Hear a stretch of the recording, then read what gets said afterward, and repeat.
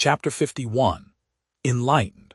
When Mr. Woodcourt arrived in London, he went, that very same day, to Mr. V. Holes's in Simmons' Inn, for he never once, from the moment when I entreated him to be a friend to Richard, neglected or forgot his promise. He had told me that he accepted the charge as a sacred trust, and he was ever true to it in that spirit. He found Mr. V. Holes in his office and informed Mr.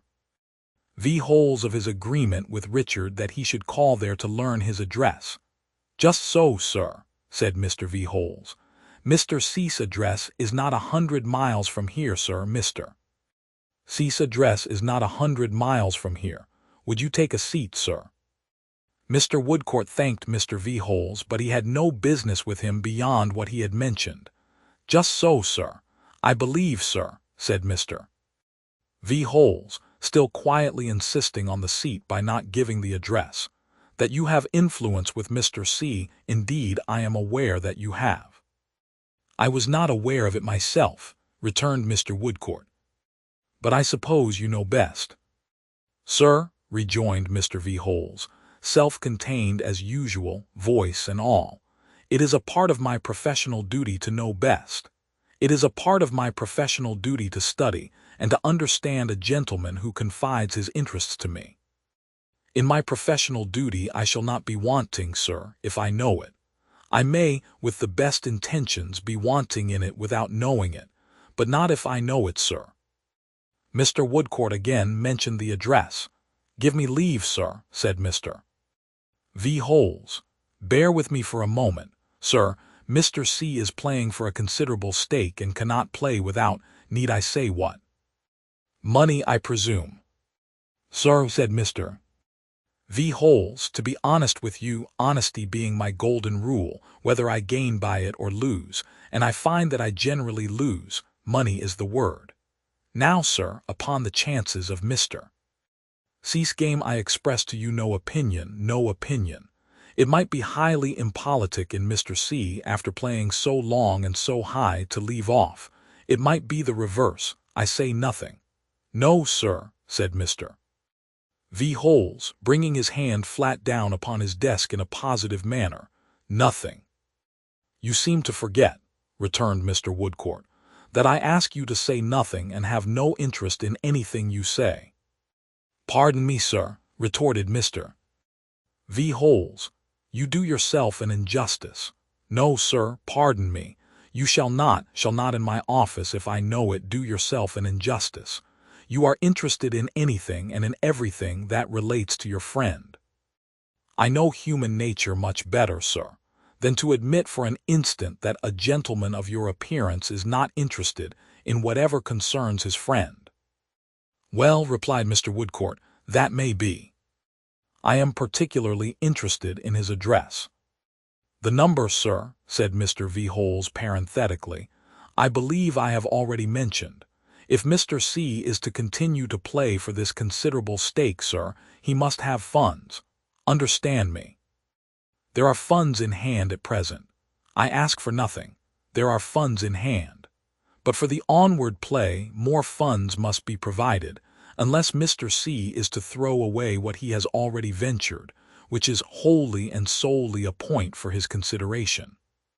This, sir, I take the opportunity of stating openly to you, as the friend of Mr. C. Without funds, I shall always be happy to appear and act for Mr. C to the extent of all such costs as are safe to be allowed out of the estate, not beyond that. I could not go beyond that, sir, without wronging someone. I must either wrong my 3 dear girls or my venerable father, who is entirely dependent on me in the Vale of Taunton, or someone. Whereas, sir, my resolution is, call it weakness or folly if you please, to wrong no one." Mr. Woodcourt rather sternly rejoined that he was glad to hear it. "I wish, sir," said Mr. V. Holes, "to leave a good name behind me. Therefore I take every opportunity of openly stating to a friend of Mr. C how Mr. C is situated. As to myself, sir, the laborer is worthy of his hire. If I undertake to put my shoulder to the wheel, I do it, and I earn what I get. I am here for that purpose. My name is painted on the door outside with that object. And Mr. Carstone's address, Mr. V. Holes. Sir, returned Mr. V. Holes, as I believe I have already mentioned, it is next door. On the second story you will find Mr. C.'s apartments. Mr. C. desires to be near his professional adviser, and I am far from objecting, for I court inquiry. Upon this Mr. Woodcourt wished Mr. V. Holes good day and went in search of Richard, the change in whose appearance he began to understand now but too well. He found him in a dull room, fadedly furnished, much as I had found him in his barrack-room but a little while before, except that he was not writing but was sitting with a book before him, from which his eyes and thoughts were far astray. As the door chanced to be standing open, Mr. Woodcourt was in his presence for some moments without being perceived, and he told me that he never could forget the haggardness of his face and the dejection of his manner before he was aroused from his dream. "Woodcourt, my dear fellow," cried Richard, starting up with extended hands, "you come upon my vision like a ghost." "A friendly one," he replied, "and only waiting, as they say ghosts do, to be addressed. How does the mortal world go?" They were seated now near together. "Badly enough and slowly enough," said Richard, "speaking at least for my part of it." "What part is that?" "The Chancery part." "I never heard," returned Mr. Woodcourt, shaking his head, "of its going well yet." "Nor I," said Richard moodily. "Who ever did?" He brightened again in a moment and said with his natural openness, "Woodcourt, I should be sorry to be misunderstood by you, even if I gained by it in your estimation. You must know that I have done no good this long time. I have not intended to do much harm, but I seem to have been capable of nothing else. It may be that I should have done better by keeping out of the net into which my destiny has worked me, but I think not, though I dare say you will soon hear, if you have not already heard, a very different opinion. To make short of a long story, I am afraid I have wanted an object, but I have an object now, or it has me, and it is too late to discuss it. Take me as I am and make the best of me." "A bargain," said Mr. Woodcourt. "Do as much by me in return." "Oh, you," returned Richard. "You can pursue your art for its own sake, and can put your hand upon the plough and never turn, and can strike a purpose out of anything. You and I are very different creatures." He spoke regretfully and lapsed for a moment into his weary condition. "Well, well," he cried, shaking it off, "everything has an end, we shall see. So you will take me as I am, and make the best of me." "Aye, indeed I will." They shook hands upon it laughingly, but in deep earnestness. "I can answer for one of them with my heart of hearts." "You come as a godsend," said Richard, "for I have seen nobody here yet but V. Holes. Woodcourt, there is one subject I should like to mention, for once and for all in the beginning of our treaty.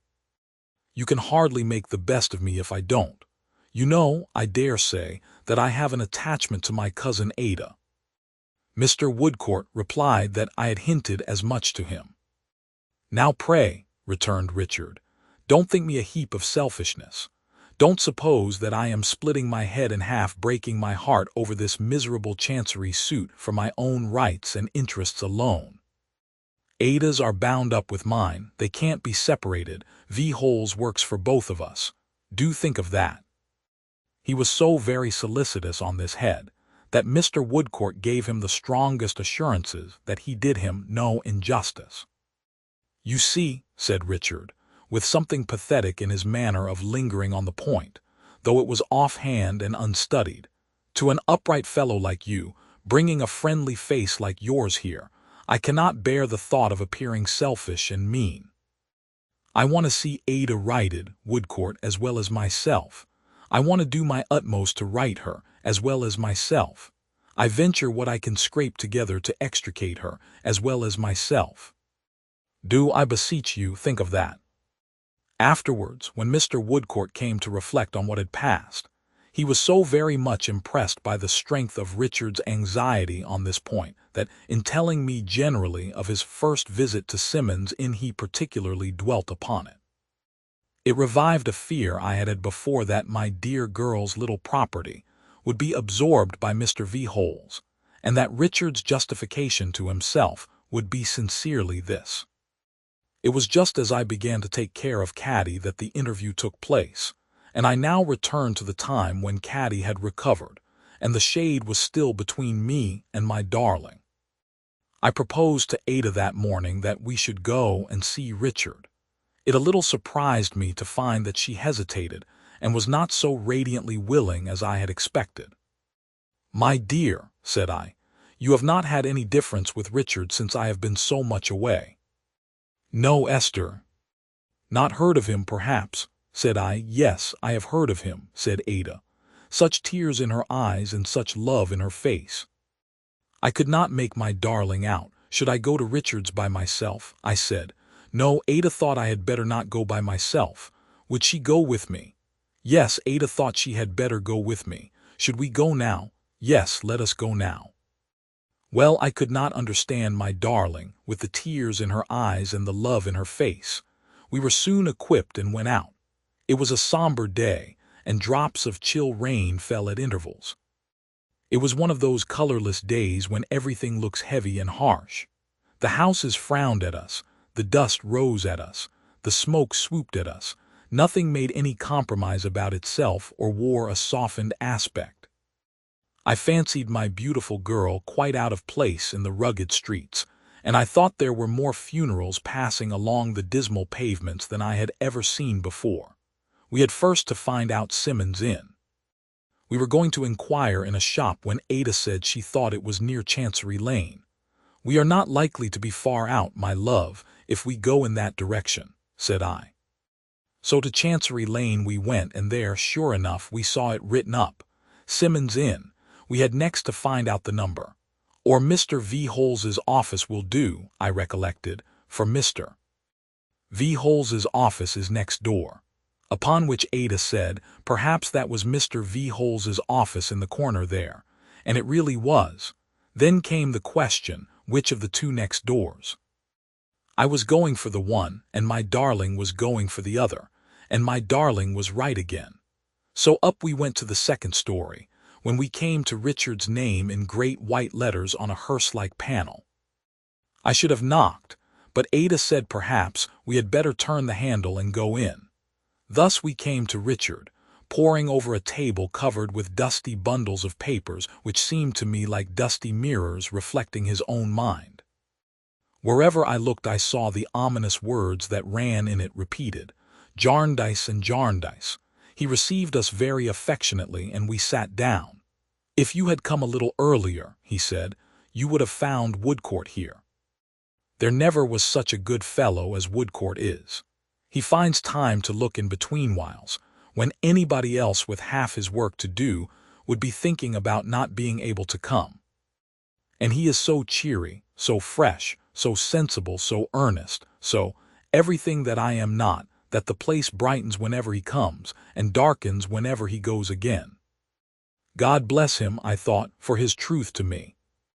He is not so sanguine, Ada," continued Richard, casting his dejected look over the bundles of papers, "as V. Holes and I are usually, but he is only an outsider and is not in the mysteries.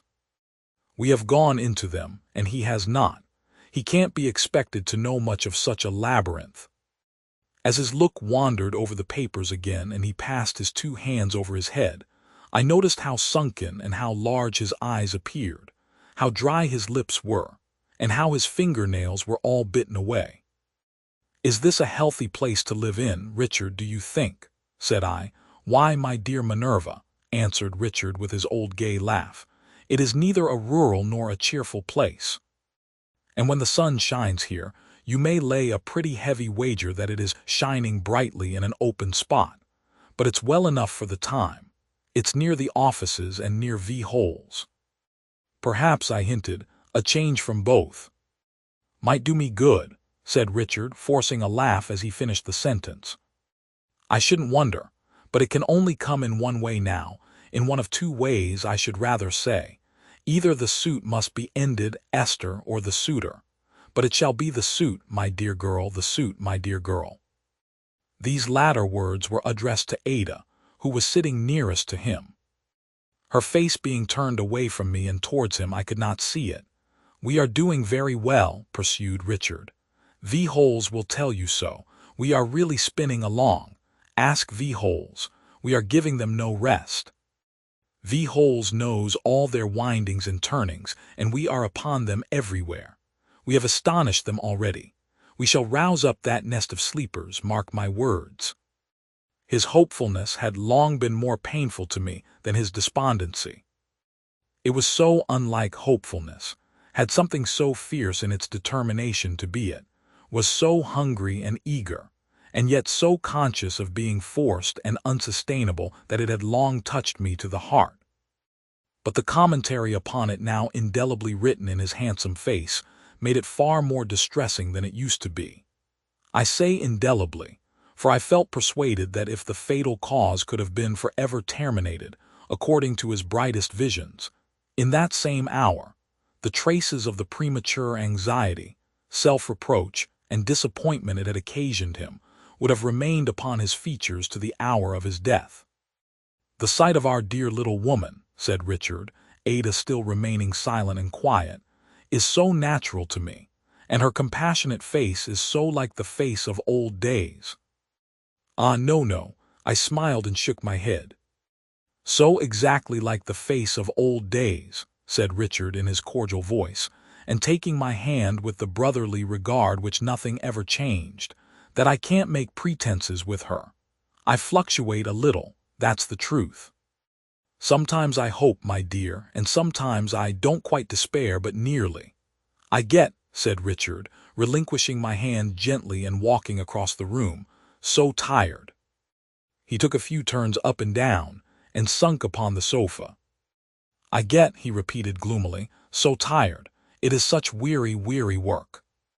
He was leaning on his arm, saying these words in a meditative voice, and looking at the ground when my darling rose, put off her bonnet, kneeled down beside him with her golden hair falling like sunlight on his head, clasped her two arms round his neck, and turned her face to me. Oh, what a loving and devoted face I saw! "Esther, dear," she said very quietly, "I am not going home again." A light shone in upon me all at once. "Never any more. I am going to stay with my dear husband. We have been married above 2 months. Go home without me, my own Esther. I shall never go home any more." With those words my darling drew his head down on her breast and held it there. And if ever in my life I saw a love that nothing but death could change, I saw it then before me. "Speak to Esther, my dearest," said Richard, breaking the silence presently. "Tell her how it was." I met her before she could come to me and folded her in my arms. We neither of us spoke, but with her cheek against my own I wanted to hear nothing. "My pet," said I, "my love." My poor, poor girl, I pitied her so much. I was very fond of Richard, but the impulse that I had upon me was to pity her so much. "Esther, will you forgive me? Will my cousin John forgive me?" "My dear," said I, "to doubt it for a moment is to do him a great wrong. And as to me, why, as to me, what had I to forgive?" I dried my sobbing darling's eyes and sat beside her on the sofa, and Richard sat on my other side. And while I was reminded of that so different night when they had first taken me into their confidence and had gone on in their own wild happy way, they told me between them how it was. "All I had was Richard," Ada said, "and Richard would not take it, Esther, and what could I do but be his wife when I loved him dearly? And you were so fully and so kindly occupied, excellent Dame Durden," said Richard, "that how could we speak to you at such a time? And besides, it was not a long-considered step. We went out one morning and were married. And when it was done, Esther," said my darling, "I was always thinking how to tell you and what to do for the best. And sometimes I thought you ought to know it directly, and sometimes I thought you ought not to know it and keep it from my cousin John, and I could not tell what to do, and I fretted very much. How selfish I must have been not to have thought of this before. I don't know what I said now. I was so sorry, and yet I was so fond of them and so glad that they were fond of me, I pitied them so much, and yet I felt a kind of pride in their loving one another. I never had experienced such painful and pleasurable emotion at one time, and in my own heart I did not know which predominated. But I was not there to darken their way. I did not do that. When I was less foolish and more composed, my darling took her wedding ring from her bosom and kissed it and put it on. Then I remembered last night and told Richard that ever since her marriage she had worn it at night when there was no one to see. Then Ada blushingly asked me how did I know that, my dear. Then I told Ada how I had seen her hand concealed under her pillow and had little thought why, my dear. Then they began telling me how it was all over again, and I began to be sorry and glad again, and foolish again, and to hide my plain old face as much as I could lest I should put them out of heart. Thus the time went on until it became necessary for me to think of returning. When that time arrived it was the worst of all, for then my darling completely broke down. She clung round my neck, calling me by every dear name she could think of and saying what should she do without me. Nor was Richard much better, and as for me, I should have been the worst of the three if I had not severely said to myself, "Now, Esther, if you do, I'll never speak to you again." "Why, I declare," said I never saw such a wife. I don't think she loves her husband at all. Here, Richard, take my child for goodness' sake." But I held her tight all the while and could have wept over her I don't know how long. "I give this dear young couple notice," said I, "that I am only going away to come back tomorrow, and that I shall be always coming backwards and forwards until Simmons Inn is tired of the sight of me. So I shall not say good-bye, Richard. For what would be the use of that, you know, when I am coming back so soon?" I had given my darling to him now, and I meant to go, but I lingered for one more look of the precious face which it seemed to rive my heart to turn from. So I said in a merry bustling manner that unless they gave me some encouragement to come back, I was not sure that I could take that liberty, upon which my dear girl looked up, faintly smiling through her tears, and I folded her lovely face between my hands and gave it one last kiss and laughed and ran away. And when I got downstairs, oh, how I cried! It almost seemed to me that I had lost my Ada forever. I was so lonely and so blank without her, and it was so desolate to be going home with no hope of seeing her there, that I could get no comfort for a little while as I walked up and down in a dim corner sobbing and crying. I came to myself by and by, after a little scolding, and took a coach home. The poor boy whom I had found at St. Albans had reappeared a short time before and was lying at the point of death. Indeed, was then dead, though I did not know it. My guardian had gone out to inquire about him and did not return to dinner. Being quite alone, I cried a little again, though on the whole I don't think I behaved so very, very ill. It was only natural that I should not be quite accustomed to the loss of my darling yet. 3 or 4 hours were not a long time after years. But my mind dwelt so much upon the uncongenial scene in which I had left her, and I pictured it as such an overshadowed, stony-hearted one, and I so longed to be near her and taking some sort of care of her, that I determined to go back in the evening only to look up at her windows. It was foolish, I dare say, but it did not then seem at all so to me, and it does not seem quite so even now. I took Charlie into my confidence, and we went out at dusk. It was dark when we came to the new strange home of my dear girl, and there was a light behind the yellow blinds. We walked past cautiously 3 or 4 times, looking up, and narrowly missed encountering Mr. V. Holes, who came out of his office while we were there, and turned his head to look up too before going home. The sight of his lank black figure and the lonesome air of that nook in the dark were favorable to the state of my mind. I thought of the youth and love and beauty of my dear girl, shut up in such an ill-assorted refuge, almost as if it were a cruel place.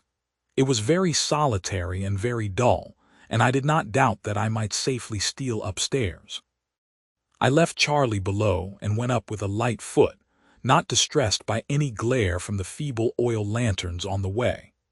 I listened for a few moments, and in the musty, rotting silence of the house, believed that I could hear the murmur of their young voices. I put my lips to the hearse-like panel of the door as a kiss for my dear, and came quietly down again, thinking that one of these days I would confess to the visit.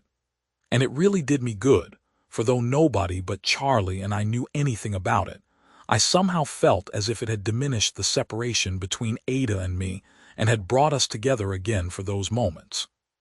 I went back, not quite accustomed yet to the change, but all the better for that hovering about my darling. My guardian had come home and was standing thoughtfully by the dark window. When I went in, his face cleared and he came to his seat, but he caught the light upon my face as I took mine. "Little woman," said he, "you have been crying." "Why, yes, guardian," said I. "I'm afraid I have been a little. Ada has been in such distress, and is so very sorry, guardian." I put my arm on the back of his chair, and I saw in his glance that my words and my look at her empty place had prepared him. "Is she married, my dear?" I told him all about it and how her first entreaties had referred to his forgiveness. "She has no need of it," said he. "Heaven bless her and her husband." But just as my first impulse had been to pity her, so was his. Poor girl, poor Rick, poor Ada." Neither of us spoke after that until he said with a sigh, "Well, well, my dear, Bleak House is thinning fast. But its mistress remains, guardian." Though I was timid about saying it, I ventured because of the sorrowful tone in which he had spoken. "She will do all she can to make it happy," said I. "She will succeed, my love." The letter had made no difference between us, except that the seat by his side had come to be mine. It made none now.